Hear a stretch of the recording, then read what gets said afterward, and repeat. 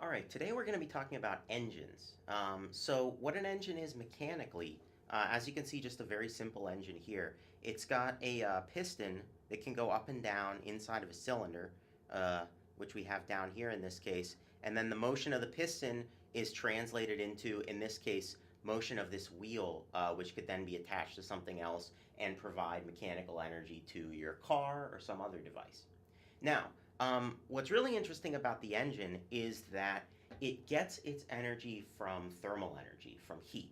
But as you can see, although there's a huge amount of thermal energy all around us in the air of this room right now, the engine won't spontaneously start just pumping up and down and rotating on its own. It's got to have a reason to do that. And that reason turns out to be there has to be a temperature difference across the engine.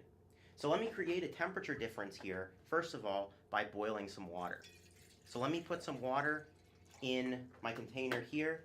I have it on a hot plate. I'm going to let this heat up and put the engine right on top, and we will see how the engine does once we start to get a high temperature area on the bottom and a lower temperature area on the top, and heat starts flowing through the engine.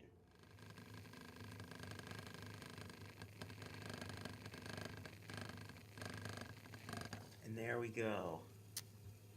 The engine spontaneously starts running once the water starts boiling and heats up the bottom of the engine enough. And now you can see it's really going strong once it gets going.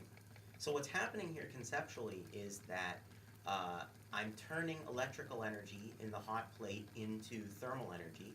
That thermal energy is boiling the water, and then the boiling water is transferring that thermal energy through the engine from the hot side to the cold side, and as the heat passes through the engine, a portion of it is getting siphoned off and is becoming the mechanical motion of the engine.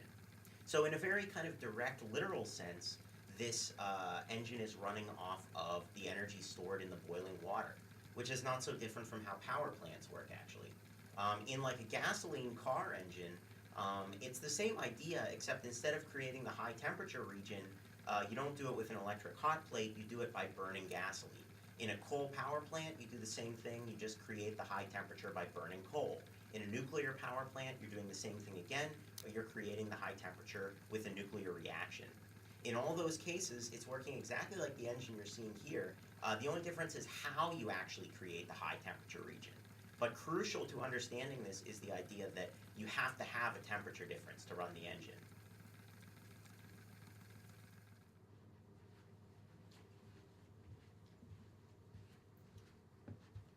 Here now, just to show you the whole process, I've taken the engine off the heat.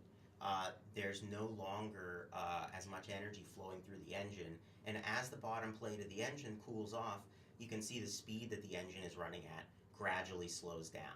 And eventually, if I wait a few minutes here, the top surface of the engine and the bottom surface of the engine will reach room temperature, and then the engine will stop running.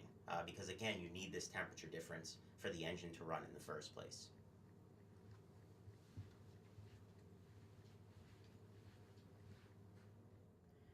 Now, one thing that's interesting is that I told you need a temperature difference to run an engine. And normally the way we get that temperature difference is by burning some kind of fuel to create a hot side on the engine, and then heat flows from the hot side to the cold side. But you don't have to use a heat source to run an engine. Actually, you can run an engine with a cold source as well. So to show you that, I've got the same engine again, but this time I'm going to run it using a tub of ice. So let me get some ice packed very tightly into this container here.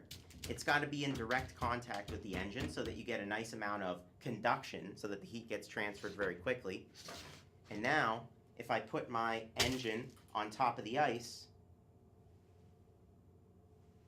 look at that. You see once again, the engine starts to spontaneously run.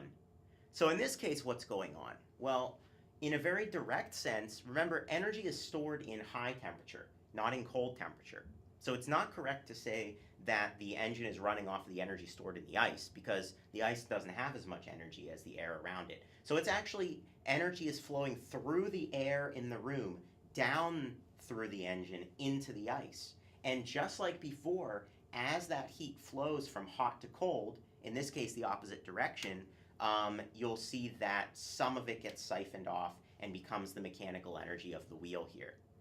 So in both cases, you're using a temperature difference to create this mechanical motion. You can do that with hot or you can do it with cold, although technologically, of course, we most of the time use a heat source.